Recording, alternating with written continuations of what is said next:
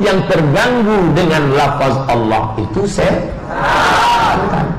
Karena mikrofon di negeri setan yang petinggi-petingginya alergi dengan suara azan, maka para petinggi tersebut jadi kebingungan. Karena para petinggi-petinggi ini apabila azan dan tadarusan terkesan bahwa otaknya sakit dan telinganya bernanah, sehingga keluarlah kebijakan-kebijakan untuk mengatur doa ketika tadarusan dan azan. Tetapi kita tidak perlu heran, karena sesuai dengan kata guruku, yang takut azan adalah setan. Inilah fenomena mikrofon di negeri setan, sehingga mereka berasumsi apakah kita menutup pabrik mikrofon ataupun kita tidak mengizinkan beredarnya mikrofon. Tetapi bagi mereka di sisi yang lain, mikrofon itu sangat penting untuk acara dangdutan, bahkan tari-tari tripis dan juga tari-tari telanjang. Sehingga cukuplah dengan aturan yang membatasi mikrofon baik doa maupun semacamnya hanya dibatasi ketika azan dan tadarusan.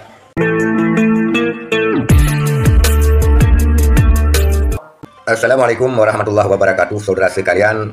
Pada kesempatan ini kita ingin berbagi cerita tentang kisah guruku yang mengatakan polemik mikrofon di negeri setan. Apa kata guruku? Yang takut dengan azan adalah setan. Sebelum kita lanjut ke pembahasan kisah mikrofon di negeri setan, kita lihat dulu cerita ataupun nasihat daripada guruku. Pakai mikrofon azan karena alasan mengganggu. Bunyi azan itu apa? Lafaz Allah kan? Allahu Akbar, Allahu Akbar. Yang terganggu dengan lafaz Allah itu setan. Itulah sepenggal nasihat atau pelajaran daripada guruku tentang setan yang takut dengan azan. Kita lanjut kepada pembahasan mikrofon di negeri setan. Di negeri setan itu kebutuhan mikrofon memang kebutuhan di sana sini. Walaupun dia bukan kebutuhan sekunder ataupun lebih dikenal dengan kebutuhan primer, tetapi mikrofon ini diperlukan sebagai alat daripada acara-acara resmi sampai pada acara ugal-ugalan. Sebagai alat pada acara resepsi juga dipakai pada stripis dan tari telanjang. Tidak ketinggalan, mikrofon ini juga diperuntukkan pada ajang cari bakat dan dangdutan. Tetapi fenomena sekarang ini, karena mikrofon di negeri setan yang petinggi-petingginya alergi dengan suara azan, maka para petinggi tersebut jadi kebingungan.